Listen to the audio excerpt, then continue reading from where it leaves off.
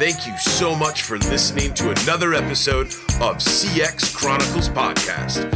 I'm your host, Adrian Brady-Cesana. All right, guys, thanks so much for listening to another episode of the CX Chronicles Podcast. I'm your host, Adrian Brady-Cesana. Guys, super excited for today's show. I've got someone joining us that, not going to lie, I've been a big fan of. I've read most of his books, and I've been following a ton of his content as of late. Mr. Adam Coffey. Adam, welcome to the CX Chronicles Podcast, my friend. Adrian, good to see you. Good morning, brother, and hello to all your listeners out there. Adam, I'm pumped, man. I'm pumped to get you in here, and I'm pumped to get talking about all the things that you've seen along your journey. Guys, Adam is the founding partner of the Chairman Group, and he has just got a plethora of ridiculously cool business experiences that he's going to get into with us today. He's been a part of the private equity world for many decades now.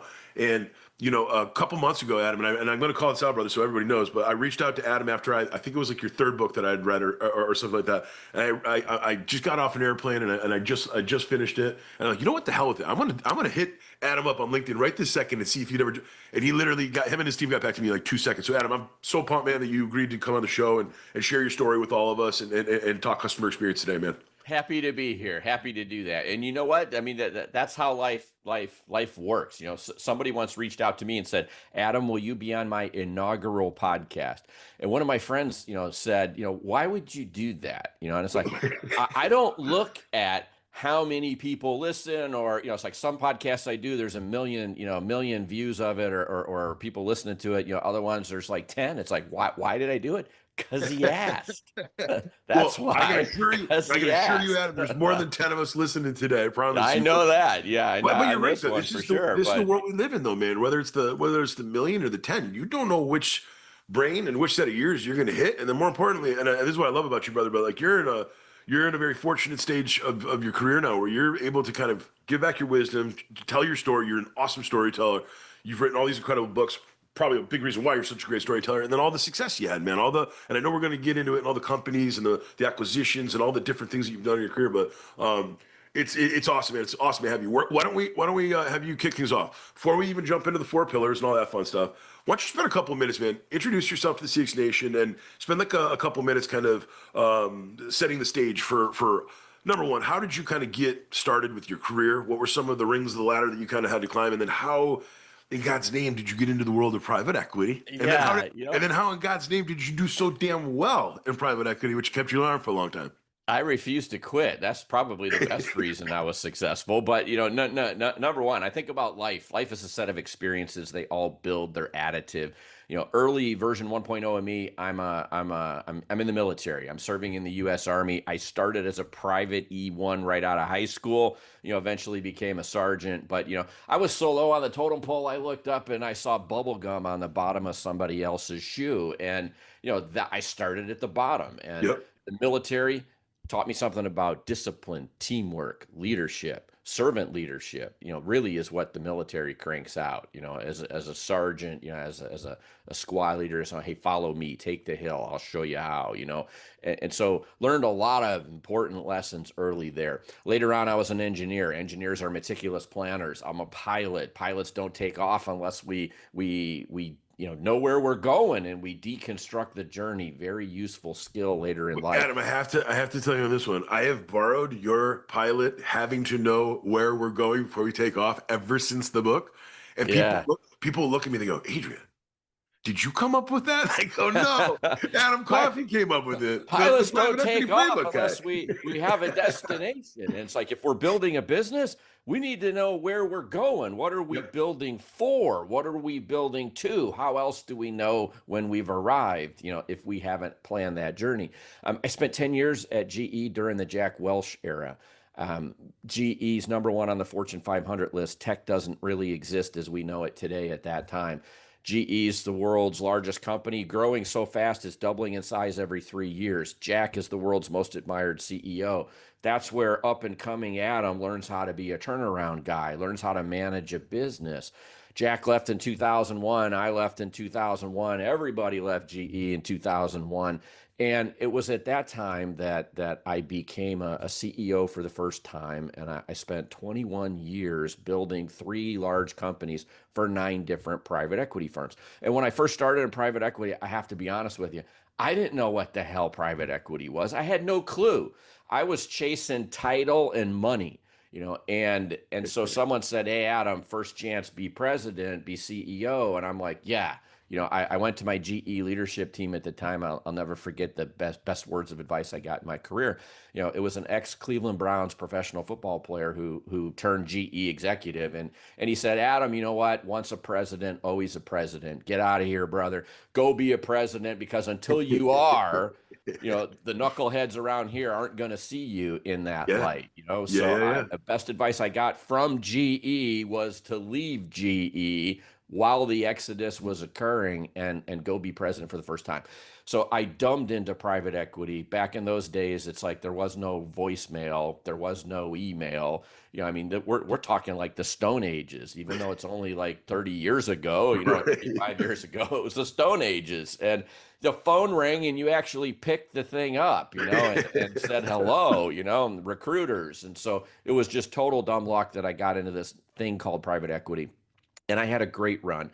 I bought 58 companies, turnaround guy, buy and build guy, put a bunch of companies together, multiple exits. I had 2.5 billion in exits as a CEO.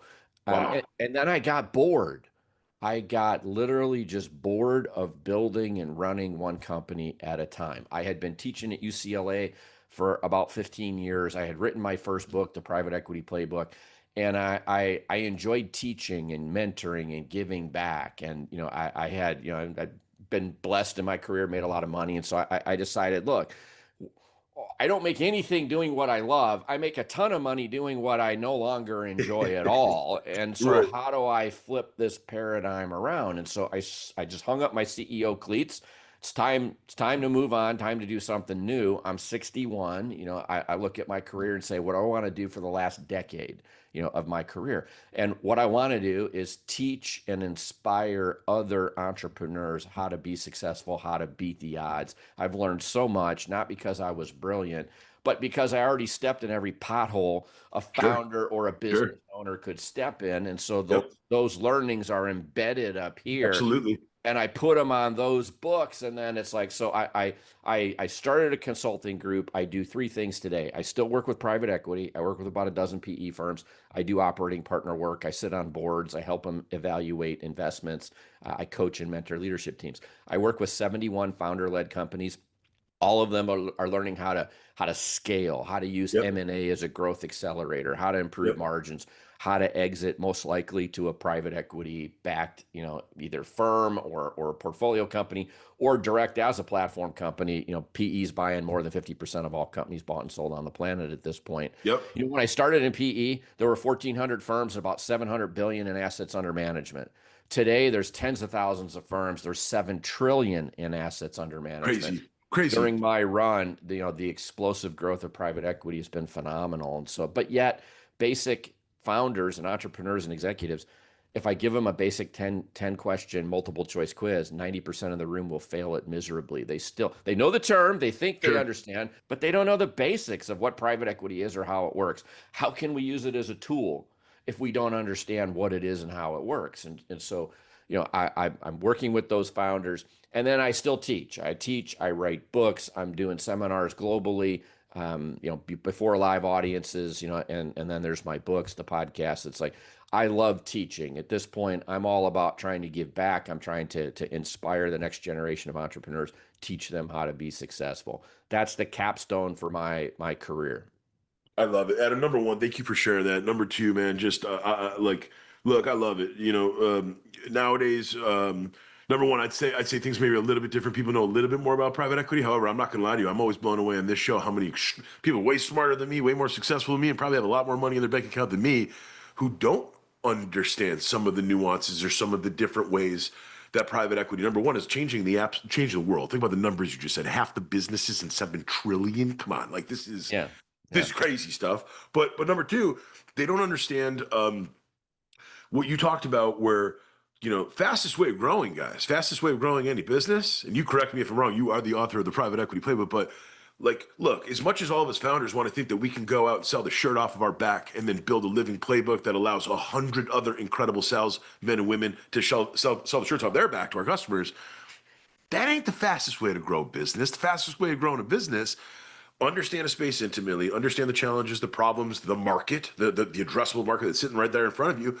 And then you go be you go on a little reconnaissance mission and you say, who's already got this market? And then over time, if you can work with a group or work with a fund like you've been able to do over the last 30 plus years, my friend, and then you work with really, really smart, bright people like you that not only understand the capital side of the business and the financial piece of the business, which let's call it what it is, guys. Like a lot of us founders we get we get educated on the quick and dirty, Adam. I'd say that's fair, right? You said you had 71 founder. Okay. So we're not sitting at Wharton MBA finance classes understanding the intricacies and the details of all of these different financial terms that even smart people have never really heard. They might understand them or you might have a high level on it, but like, man, it's such a cool world. It's such an interesting world. And I got to be honest with you, I was excited with your conversation coming up because I'm thinking like now we're in this world of AI too, and I know we're going to get into the pillars and we're going to talk about all that, but like, man, I've never been more bullish on Adam. I would love to start to build a fund, or I'd like to start to raise capital, not to build CXC further into the future, but to go start building or start to building and buying and growing some of these legacy companies that AI is not going to touch for a decade. Laundromats and car cleaners and the corner stores and places that like literally throw money off every single solitary month, throw money off every year. They've been around for decades, so they're already financially sound. They probably have some type of attractive EBITDA in terms of being able to stay around that long. And like putting a bunch of companies like that together, man, that kind of would be pretty fun. Yeah. You did it 58 times, man. You did it 58 times. You know, the speed with which technology is moving in today's world is just incredible. You know, if I go back to the start of my Fortune 500 career, the world's largest company, world's most admired CEO, there's no computer on people's desk. There's no voicemail. There's no email. Right. You know, I mean, it's like, how did we exist? If I think about my life, you know, seeing man land on the moon, you know, the VCR, you know, the old battle between the Sony Betamax and the VHS, you know, the format wars. I like that one. 8-track tapes and cassettes and CDs, and it's like, and video games and, you know, the home computer. It's like, man, you know, the pace of change is increasing. And I know a lot of people are really freaked out from an AI perspective. I see it as a great time. It's a renaissance in business. Yep. I don't see it as the elimination of humans. I see it as the augmentation of humans. You know, when I think of business, I think about high value work, low value work. My latest article just came out in Forbes, and that was my focus area, you know, and high value work. So let's say I've got HVAC technicians. High value work is sitting in front of your broken HVAC system. I'm paying them $80 an hour, you know, and they're working on your system, which I can bill you for. That's high value work. Low value work is them filling out paperwork. It's them chasing parts or having to restock their truck or chase parts, you know, filling out a work order and doing anything that's manual or isn't, you know, the high value work that I can bill you for. And I look at AI and I look at technology and I think, how can I use that to disrupt and redefine, you know, high value versus low value work so that low value work is automated, it's outsourced, it's eliminated. And I focus my employees' attention, whether they're a janitor or a CEO, we all have high value work, low value work. And it's like, this technological revolution is really, you know, really changing the game, and we're just at the infancy stages of it. You know, what's going to happen over the next 10 to 20 years is going to be just incredible. I couldn't agree more. You know, I've been saying it a lot on some of our recent episodes, Adam, and I could be dead wrong, but it's been really interesting hearing a lot of these primarily customer facing team executives, so CMOs and CROs and CCOs and CXOs. And it's been really interesting kind of asking some of them, like, so what's going to happen with, you know, how's AI going to disrupt customer experience, customer success, customer service, customer support?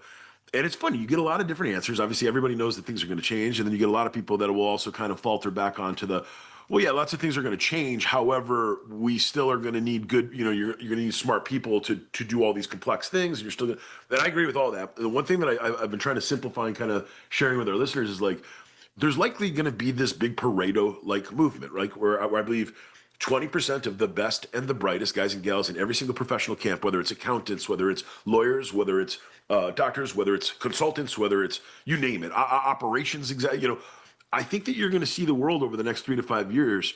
20% of those people are going to end up doing most of that professional group's jobs, Yeah, but let's just use an analogy for fun, right? So at the turn of the century, not this century, the last one, in like 1900, there's a blacksmith on every corner because yep, everybody's riding around on horses. absolutely. You roll tape forward 100 years, and there's a gas station on every corner. Yep, And you roll tape forward 100 years, we're probably not driving our own cars yep. anymore. Waymo just recently announced they're invading Dallas, and so we're going to have the Wow. the They're driverless everywhere. cars They're in everywhere Dallas. now. We've got them in northern. They have them in Northern California right now. And it's like when technology enhances our lives, we embrace it. It becomes secondary nature. Now, the people who were blacksmiths didn't all die and go away. Maybe they became gas station attendants or owners of gas Right. stations. And Right, right. pretty soon it's like, every corner is a charging station. Well, I'm sure in another 100 years we won't need charging stations anymore. It'll be like Back to the Future. We'll have, some other way of powering cars. So these people don't stop to exist. They change what they do Absolutely. and the technology enhances our lives. And so, will AI, eliminate all jobs on the planet? No, but it will cause jobs to morph, and it will cause, I was going to do a social media post this morning. I was on Chat GPT like everybody else is, and I'm like, I'm too lazy. I don't feel like writing my social media post this morning. And so, I just said, I gave a link, here's my article, my Forbes article that came out. I'm like, give me an Instagram post, an X post, LinkedIn post. Here's the article. It's like, you know who I am. You recommend my books, and so it's like we're all using this to enhance our livelihoods. And so it's a really exciting time in business, not a scary time, an exciting time to be investing in technology, to think about how AI can reinvent the company that I own today, I'm building today. What can I do differently? Focusing everything on high value work, low value work. I want to spend my time doing high value stuff. I want Absolutely. technology to help me take care of the low value stuff. And 100%, man. 100%. Adam, let's jump into the first pillar of team, man. So, okay. Even before the private equity side, you had already had all this incredible experience. You got to see some ridiculous things, not only in the military, but then also, during your early days, with GE. But then 58 companies. Then over the private equity yeah, career, 58 companies. Now it's fun, and you're gonna laugh at this, but I do say this all the time. You know, part of our day job at CX Chronicles, me and my team, obviously, we do a fair amount of consulting work for technology and CX and CS leaders. And I say it all the time, but like it's almost like a superpower to have the ability or have the fortune of being able to bounce around a bunch of different businesses, especially if you can do it at the same time. Meaning, you yeah. might go from one working session with a client where they're building some awesome new software solution that's going to disrupt some specific part of the software space. Then you might go over to an automotive dealer client where they're literally just selling cars. It ain't nothing sexy. It ain't nothing flashbang. They're selling cars. Then you might go to another client that's running some type of an investment portfolio competition. So we've got a lot of different types of clients. But the one thing that I've just been so blessed in my career and then building CXC over these last 5 years is like I don't think some of our clients who are these incredible super smart men and women that oftentimes they've stayed in a business for, let's say, 5, 7, maybe 10 years to get to that VP or north of VP status. And that's great. That's awesome. So they know everything about the business. They know everything about that Yep. marketplace. They know everything about the products and services. They know everything about the ICP. They know all the intricacies of what's good, what's bad. But there's a little bit of insularity that creeps in there when you're not in a position to where you get to go see how 10 different companies are doing this, or you go get to see how 58 different companies are doing this. So like my first question is just like, what are like the top 2 or 3 things, man, that you kind of at this stage of your career with all the teaching and the coaching that you do, what would be like the 2 or 3 big things that you've seen across your journey as it relates to team that incredible companies are really kind of thinking about, or incredible executive teams are thinking about to make sure that they got the right guys and gals on the right on the boat and on the right seats of the boat? So let me just start by saying that culture is the cornerstone of success. And if I look back at all the companies that I built in the past or companies that I work with today, I was never an expert in an industry when I was coming in until somebody christened me CEO of a big company in the space. And so I had to adapt. I had to learn how to adapt to new companies, new industries, and teach myself very quickly how to ramp up and how to get the basics of any industry. And I developed kind of a methodology for doing that. But interestingly enough, it also taught me that success is generic. And and the basic levers of success that I deploy in any business, if I want to grow revenue, top line, price, volume, pivot, tiering. If I want to improve margins, automate, outsource, eliminate. If I want to accelerate growth, I'm going to use M&A as a growth accelerator. And it's like the same levers. I'm going to bring that generic toolkit that I've developed over 35 years of being an executive, and I can bring it to any industry. And some levers work better in some industries than other, but never am I creating or recreating the wheel. And so I learned very quickly that culture is the cornerstone of success, especially in today's world. Nobody wants to work anymore. No. Everybody wants to be a TikTok millionaire and a social media influencer. No, Dad, I don't want your $150 million HVAC company. I want to sit on the couch, and in the basement, and I want to be, a millionaire, social media influencer. That's what I Yeah, want. right, right. So nobody I'd wants rather to have work. Dad's $150 million HVAC company, Yeah. Adam, personally. Yeah. And so we have to, we have to work hard to get people to actually want to work. And if we're going to build a big company, we're going to need lots of people. So culture is the cornerstone. The same generic toolkit, my 7 basic levers of growth, I'm going to use those, in any of the companies. So build a strong culture, go into an industry. I do have a methodology for figuring it out. I'll go to HR, I'll ask for census, tell me what I got the most of. Adam, Yep. you got 1,900 service techs. Great. Get me in a truck with some service techs. I want to spend some time on the road with them. Hey, you got 425 construction workers. Great. Let's go spend some time on some construction sites. Let's see what we build. See what it is. Hey, you got 70 salespeople. Great. Let's go ride around and meet some customers and ride around with salespeople and learn how we sell. And I'll do those basic kind of immersional things. I'll focus on culture. I'll use my 7 levers. And then you mentioned, I have to have the right team, the right players, the right people on the bus. And generally when I come into a business, I give everybody 6 months. It's like, while I'm figuring this all out, Yeah, I'm going to be evaluating. I'm the new manager of the baseball team. absolutely. And do I have the right shortstop and second baseman and the right person, on third and pitching, and who's my reliever? It's like, I'm going to figure all this stuff out fairly quickly because I don't have the luxury of time. I never had it in the Fortune 500 world because I was measured quarter by quarter. I never had it in the PE world because we've got 5 years typical hold period to kind of quadruple the company and add I was a going to bunch say to perform the alchemy, my friend. yeah. And so we got to move quick. So I've got the playbook. I know I need culture, and I'm going to need a team of people. And so I'll start evaluating those. And one of the things that I've noticed, so you mentioned, what are some of the kind of things that I've noticed? Number one, I'll call it the accidental arrogance of success. And Okay. so in order for an entrepreneur to be successful getting out of the gates, they're kind of an anal retentive control freak. Yep. There's Yep. 34 million small businesses in the US, and only 7% ever get to $1 million in revenue. And those Right. that get there, they're rare. But Yep. only 4% of that group ever get to 10 million in revenue.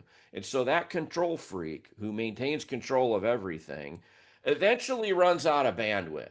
Sure. And when they run out of bandwidth, they have limited the size of their success. I'm a guy who's built billion-dollar companies. And so when an entrepreneur tops out, and usually that's somewhere between 20, $30 million in revenue, it's like, I can't be the control freak. At some point, I have to be able to let go and manage process instead of minutia. And I have to build a team of people. I have to empower them, hold them accountable, but I have to get out of their way, and I have to allow a team to now take an organization to a new height. And that's one of the areas where I think founders get a little blindsided. They have blinders on. It's like, Totally. You know, that they're I they're mean, we're not crazy, they're Adam. We're they're all they're crazy, right? yeah, they're not open to the outside. You know, as a young guy, I think about you. I think about consultants. You know, as a young guy, I was arrogant. You know, it's like, hell, I don't need their help. You know, consultants can't play the game, so they manage the game. They Yeah, coach. yeah, You know, yeah, yeah, I'm a yep, player. I know how to play the game, right? That's yep. the arrogance of youth. And so you have the arrogance of youth, some of the unintended arrogance of success. And then later on in life, I realized, you know what? I have a very short time period and I have a limited amount of players on the field. So if I can augment my players on that baseball team and I can throw an extra 8 players on the field, Yep. and use them as surge capacity. And now instead of 9 people on the team, I got 18 on the field. It's like I can accomplish so much faster. And you've already nailed it. So I'm not an expert in a thing, until I become the expert in a thing. And when I am, I think outside people don't know my business as good as me. I cannot benefit from their expertise. And in reality, what I'm really needing from that consulting group is they're working, doing, attacking, in your case, technology in many different companies, many different industries. I want the best practice sharing. I want the Absolutely, learnings because I want to absolutely. accelerate my growth. And so, entrepreneurs, we have to learn how to get out of our own way. We find success. We got to shift gears. Don't manage minutia, manage process, put a great team on the field, hold them accountable, empower them, get out of the way. And then think about how can I be continuously disrupting my own environment? And can I bring in outside resources who aren't an expert in my business, but they've known and looked at and seen best practices from several other companies, and those shared learnings can be transferred and applied to my business. So it's my knowledge plus, call it, consultants outside view Sure. of several companies and several implementations of technological solutions. And can I learn and accelerate my own growth by bringing that to bear? So get out of our own way sometimes. It's hard to do. Entrepreneurs need to find that second gear. Yep. Otherwise, we just kind of plateau and then we stagnate. Yep. Adam, I love that, man. So well said. Um, what about tools? 58 companies.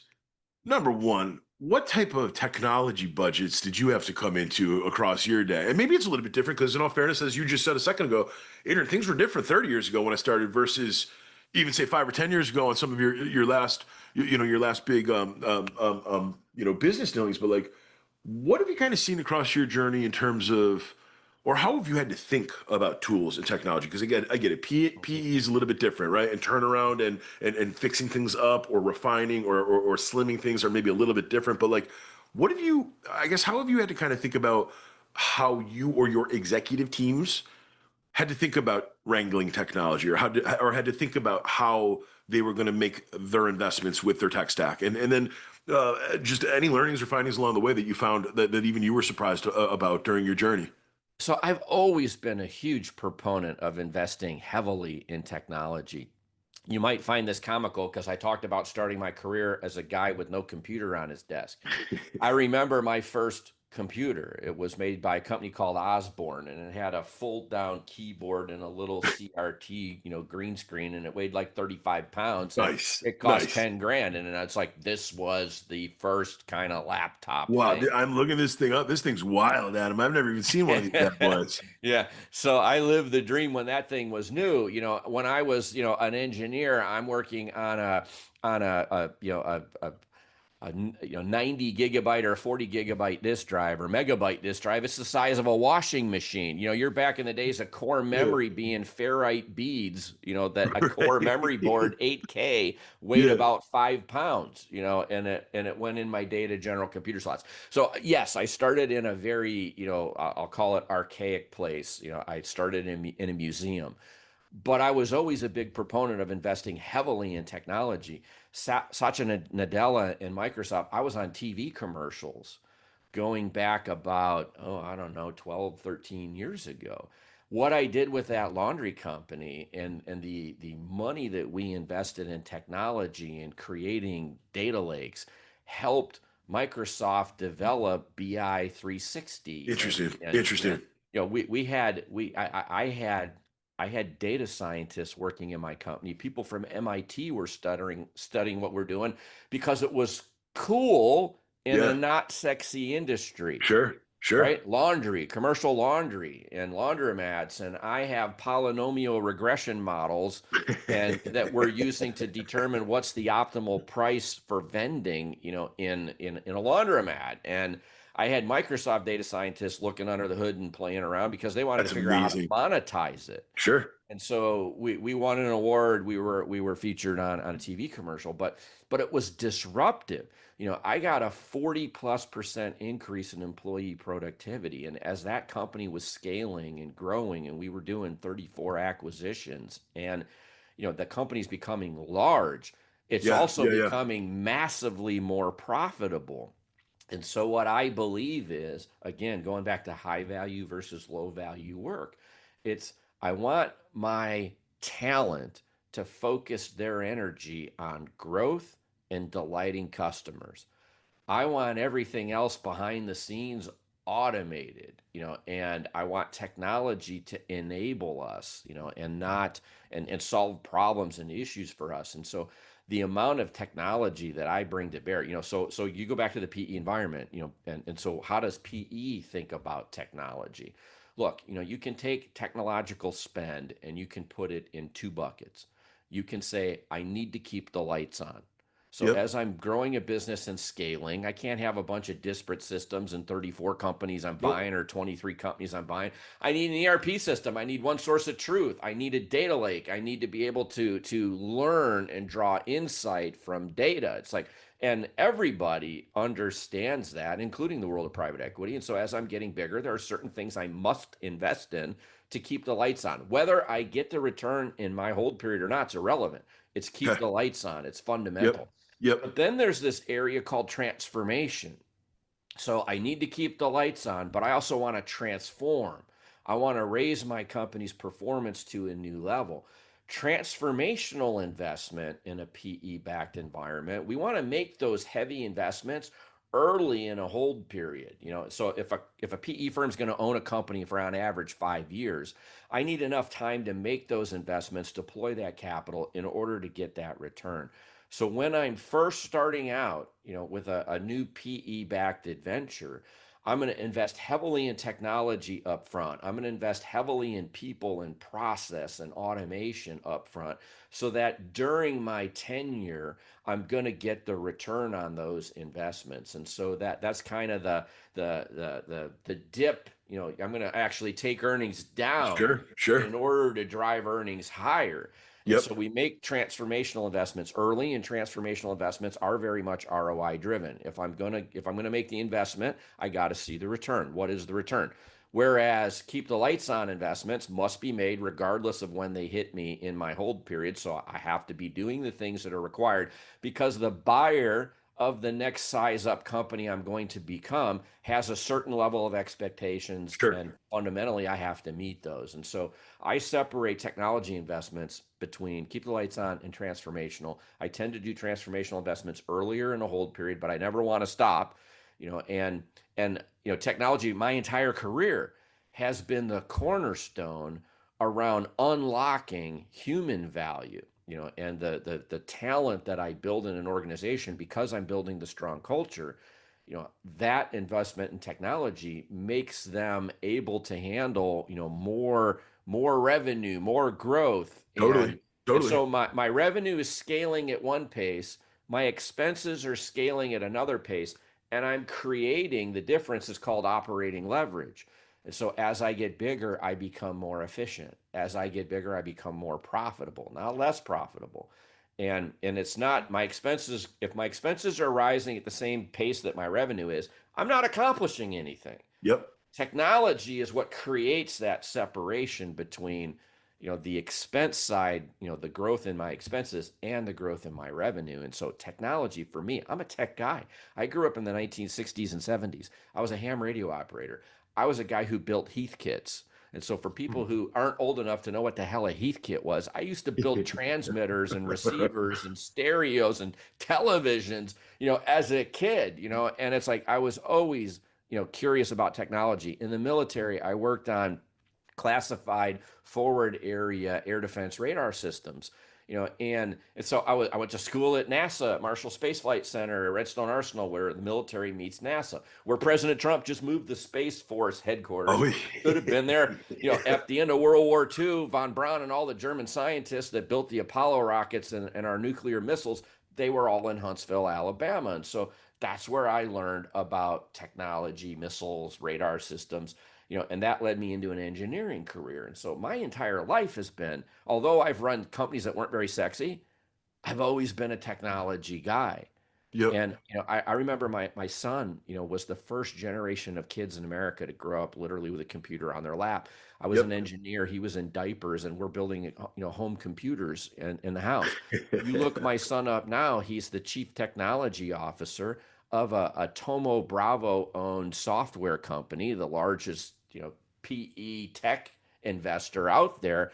And that's a company that's worth billions. Yeah. And so my kid is now the chief technology officer with hundreds of engineers. What was his start?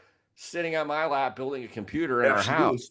Yep. And so back in the days when you would go to the store and buy, I want a hard drive, I want a chassis, I want a power, a motherboard. Remember those days? It's like we built computers back then. And so I'm always been a huge proponent of technology, and in AI, this is nothing new. This is just a natural progression of where we've been. And BI 360 and business, analytics and deriving, making business decisions grounded in data and science. It's like AI is just the next progression of this, albeit it's going to be transformational. And I do believe that, the next wave behind AI, will be the robotics revolution. I'm on the board of a robotics company, just so happens to be PE owned. And so, that technology, you see all these, robots that like Elon Musk is, you got this army of people, and people say, well, you can't disrupt a plumber because AI can't fix my toilet. No, but AI in the mind of a robot can. Yeah, that's right. So it's like, we're still just scratching the surface. Technology over the next 50 years is going to be fabulous. I couldn't agree more. One question that I have to ask. So it's funny, 5 years ago when we started this business, I thought that I built all these customer facing teams. I'd spent, 10 plus years in venture capital land, just spending other people's money, building and deploying, frankly, teams of tech stacks, right? And I think the one thing that I've learned over these last 5 years, Adam, so number one, almost 300 episodes with incredible, brilliant, super amazing people like you that are actually willing to share your story and help some of us climb the ladder, right, to get to where we all want to be. Number two, we've worked with well over 100 different companies across a variety of different verticals and spaces. And then number three, we've cemented strategic partnerships with what we believe are some of the world's fastest growing, not going anywhere companies that are growing super quick. Yeah. The retention is dynamite. And one could argue they should be making even companies like Salesforce a little bit nervous. But 5 years into the game, the problem started to change for us. What we started to see is, holy shit. So like when we started this, we thought, we're going to go out there, and the US alone, companies are losing $100 billion a year due to poor customer experiences. Kind of a high level, whatever type of mission and goal. Fast forward 5 years later, now what we're seeing with all these companies we worked with and all these incredible people that we've had the fortune to chronicle, the world already spends $1.27 trillion per year on software. Now that number is growing at a 15 to 20% compound annual growth rate. So that number is it's already massive. Yeah. It's gonna get bigger and bigger and bigger and better and better and better. Hey, I remember when back in the days of Siebel, you mentioned some company, Salesforce needs to be nervous. I remember when Salesforce was like 5 people. Making people nervous, right? Yeah, making Siebel Benioff was making people nervous. Yeah. Benioff still makes me nervous. I'm not gonna lie, he's a badass. but what we started to see though is the best companies on planet Earth, Adam, even with executives like you, they're technology forward, pro technology, willing to make the right investments for transformational versus keeping lights on. And I love that, by the way. I love that distinction. The best companies on planet Earth see a 30% utilization rate. And then what's funny is I'm not going to lie to you, I've been doing a little mini experiment, and listeners, I hope you've been hearing this, but on the last 10, 15 episodes, I can't help myself now. We get some of these these executives of these big companies, thousands and thousands of employees, hundreds of millions, if not $1 billion of annual revenue. And I'll ask them, I'll say, hey, and when we get into the tools and the technology, I'll say, hey, how do you kind of think about your tech utilization computation? And first of all, they all say, what are you, some type of nerd for asking that question? And I say, yeah, definitely. But what's funny is they don't necessarily have an answer. I had someone on the show a couple weeks ago, Adam Pasquale DeMeo, who's a senior executive at AWS, Amazon Web Services. And I asked that question to him, and he literally hit me up after the show. He's like, what made you ask that question? And I was like, because we're seeing a huge opportunity with our clients. We're seeing with our clients right now an opportunity where on doing a very simple tool, team and tool assessment and general audit, the reality is when you go through even on a small business head and you go through a typical SMB's tech stack, there is 39 tools. Those 39 tools cost $760,000 a year. Nobody's using the damn things. And then it creates customer and employee consternation along the way.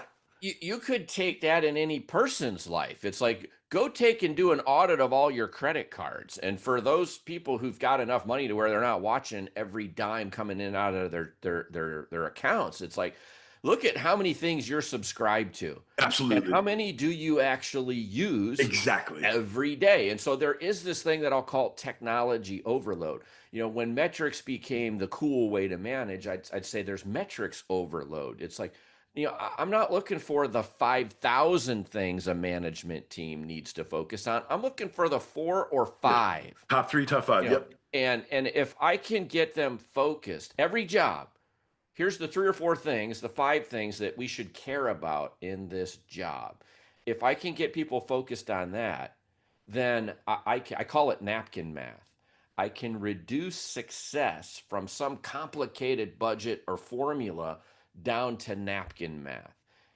What the hell does that mean? Well, if I've got a sales team and I've got a 30% conversion rate and I need to hit I've got an average value of what a client's worth to me, a lifetime value of revenue, annual revenue, ramp up. It's like, to hit a target, I need so many clients, a year. And that's so many clients a quarter, so many clients a month. And then I'll go back to, well, how many leads, do I need at a 30% close rate, which is my close rate, in order to land, enough clients to meet that need? I no longer have to worry about budgets, annual numbers, quarterly numbers, anything. All I got to focus on is every week in the trenches. Did I get enough leads this week? Did my team convert the average 30%? And if I can win the day, win the week, I'll win the month. And I can win the quarter, and I'll win the year without even focusing on the numbers. So I want to break success down to its napkin math formula. I don't want to drown my people, in an endless array of data and technology. That's okay for some people, some companies, but for the average person who's sitting in a cubicle or doing a job, at home in front of their computer, it's like, there is such a thing as, oversaturation, is too much technology, absolutely, too many tools. And it's like, I need to get to napkin math. And then behind the napkin math, I want my technology to help augment, create, and help us improve the close rate, help us get more leads, help us do things that could change the outcome or change the paradigm. And I need to understand, how the game is being played during the play of the game. And if all I've got is 2 weeks after the month closes, I look at my numbers and say, did I win or lose last month? That's like me going to the stadium the day after the game and sitting in the stand and looking at the scoreboard to see who won yesterday. It's like, we need predictive analytics. We need technology to create a crystal ball. We need technology to help us become more efficient so that as we're growing revenue, we're growing expense at a slower pace. All of these things are interrelated. And I think at times we tend to want to overcomplicate our employees' lives, and we really need to simplify them. And if we can figure out the napkin math for each job that's going to lead to success, I can take the world and shrink it down to these 3 or 4 things. And this sounds like an oversimplification, but it's driven by, the technology that's behind, all of these different actions and activities. And so for me, I never forget Jack saying, when your company's just broken, I'm a turnaround guy. That's where I started at GE, is as a turnaround guy. If there's 1,000 things wrong, you can't fix 1,000 things at once. Mm-hmm. Fix 4 or 5. I remember when I got to one company, it was just a disaster, and it was, I didn't know whether I should put chains on the door, if I could fix it or not, and I'm sitting at my desk. I look up and it's got a stain in the ceiling, and there's a stain on my desk. So I know water's been leaking, on my desk. And I looking up, and the clock on the wall is broken. It's not moving. And so I got on a chair, I put a battery in it, and then I sat back down and I watched it start ticking. And I'm like, okay, one down, 999,000 things to go. You just start chipping away at it, man. And by the way, 27 months later, it was a home run exit.